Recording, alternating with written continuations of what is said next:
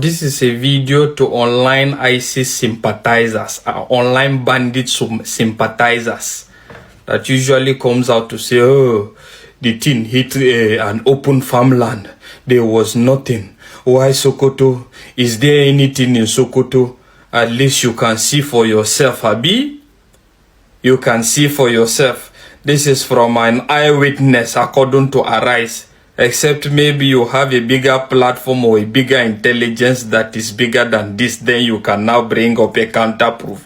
But funny enough, just like I call them,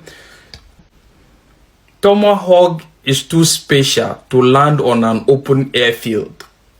Do you get it? Tomahawk is too special to land on an open land. It's not confused people that are firing these things. Precisions. That is the first thing I have to say. So at least shame don't they catch you. I be online ISIS sympathizers them and bandit sympathizers them. Another thing I want to say in this regards is, you see, there's this part of this video that talk about this is a border town to all this Niger, Mali, Burkina Faso. What I'm trying to say is I want to bring the attention of the government, if it is serious in regards this. These borders needs to be fortified. Possibly, in short, they need to revisit back that saying that CJ Musa said when he was the chief of defense staff, that we need to build some of our borders with these neighboring states, neighboring countries. Because if you look at it sincerely, if you go to these places, I'm telling you, you hardly differentiate between a Nigerian and a Nigerian. That is how easy it is. And the fact is, even there's a unified language, which is Hausa, that brings about ease of communication. These people go from Niger to Nigeria as if they are going to the market. So the government needs to look into this again.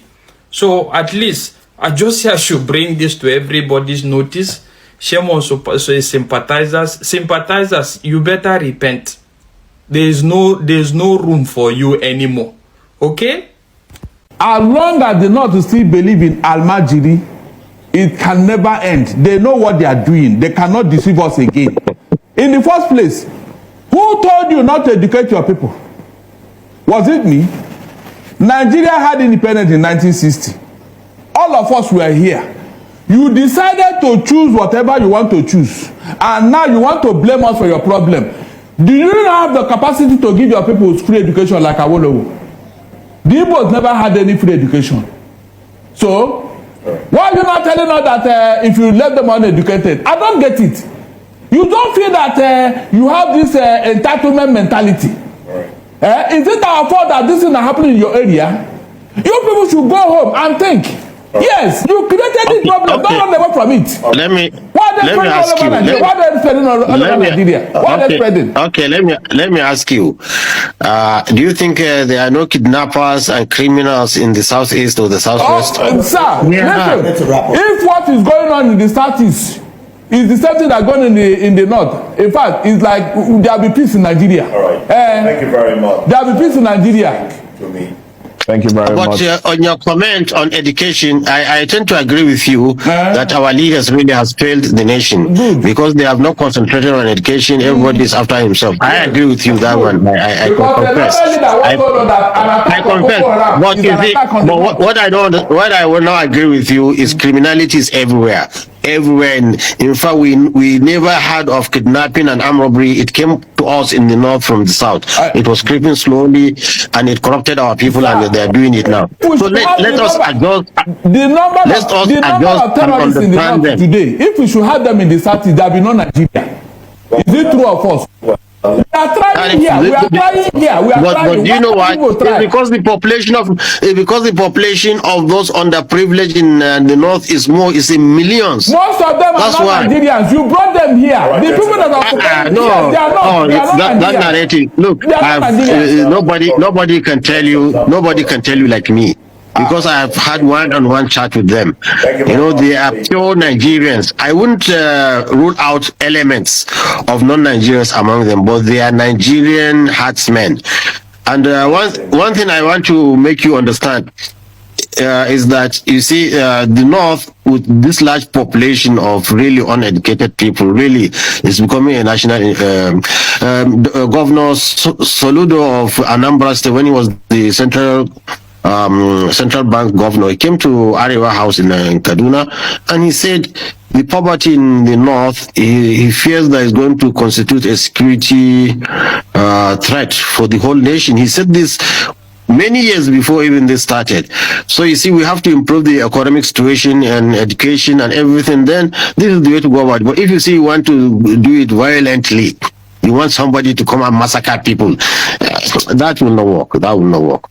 These are bombardment from the U.S. government on Christmas Day. The villagers really confirmed that, the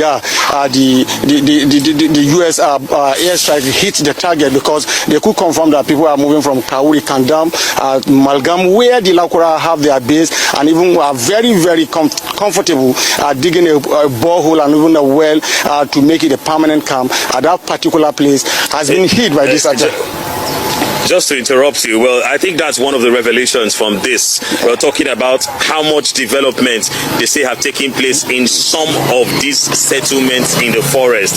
They talk about boreholes being built. Exactly. They talk about wells being dug. Exactly. By terrorists. Yeah. And then who indeed come out to cause commotion, cause problems, make it difficult for the people to indeed, have a normal lifestyle, rear cattle, steal, kidnap, and of course go away. Exactly. They waited until your farm produce are ready for harvest, and they start coming. Either they kidnap and to ask you to sell your farm produce. And in most instances, this farm produce, you have to pay levy to harvest. And after you pay levy, they also come for you. They kidnap the breadwinners in the home, and they know you cannot allow your father or your breadwinners to be with them. You have to pay. So the community here have suffered a lot. Residents of Masalachi in Tangaza local government area in Sokoto State have reported seeing terrorists fleeing forest after attacks by the United States.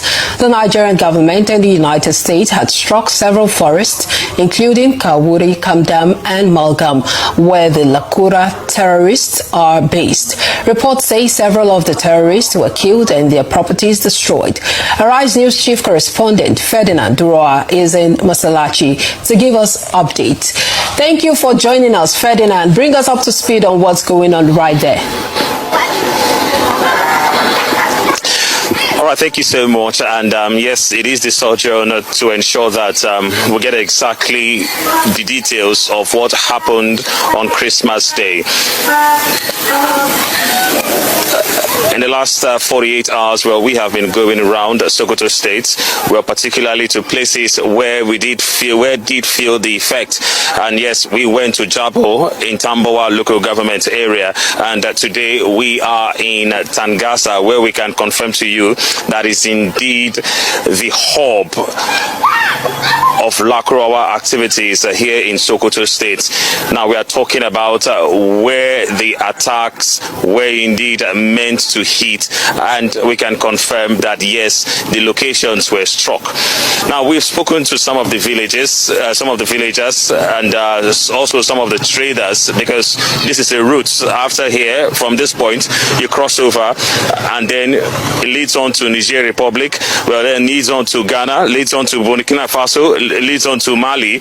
And from exactly what they've told us, well, they've told us exactly how much travelers from the Sahel, well, you want to call them travelers, or how much migrants from the Sahel have indeed been a destruction to the community, where there's so much fear in the air, so much fear in the air. But then from what they've told us, well, they can confirm that yes, clearance activities are taking place just behind us in some of the forest. Well, they mentioned the Kawuri forest, and then also they mentioned the is it Malgam forest, where the actions place, talking about the strikes. And then also some gentlemen told us about the movement of terrorists. Now they actually described how they had moved from one part of the forest, where they call the north, to of course another place. So that's the situation. Well, I'm not alone. I've made this journey with our correspondent, who indeed is on ground here in Sokoto State with me. Nasiru, please join me and let's indeed take a look at this situation. Thank you, Frederick. Well, we wouldn't want to say it's a revelation that was made, because these are some of the stories that you have reported, including the activities of those coming from the Sahel, who indeed come in, cause disruptions and go away. But then the only situation right now is that, yes, this is the first time that we're getting pictures in Tangasa since that attack on Christmas Day. Exactly, Mr. Ferdinand. Tangasa has a very complicated security situation where the Lakura operated, and also they have bandit, and also a kind of a tribal conflict between the houses and the Fulani. But the coming of the Lakura in 2024, they've been here since 2018, and they've been disrupting the livestock of people. That is what they specialize in rustling animals. But with this attack, this bombardment from the U.S. government on Christmas Day, the villagers really confirmed that the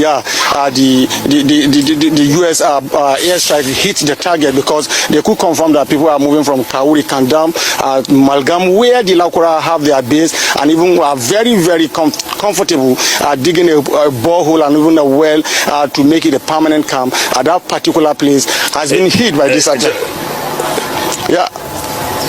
Just to interrupt you, well, I think that's one of the revelations from this. We're talking about how much development they say have taken place in some of these settlements in the forest.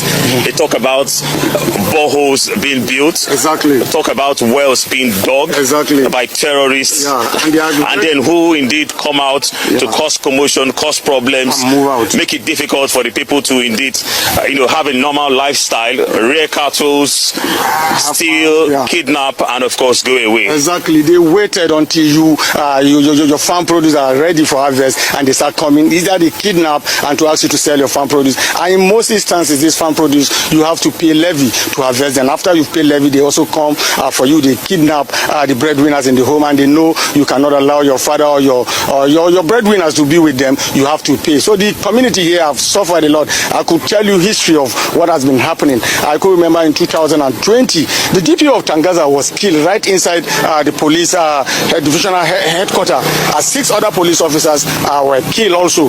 And in 2021, to just paint the tribal conflict perspective of it, 6 Fulani persons officially reported were killed. But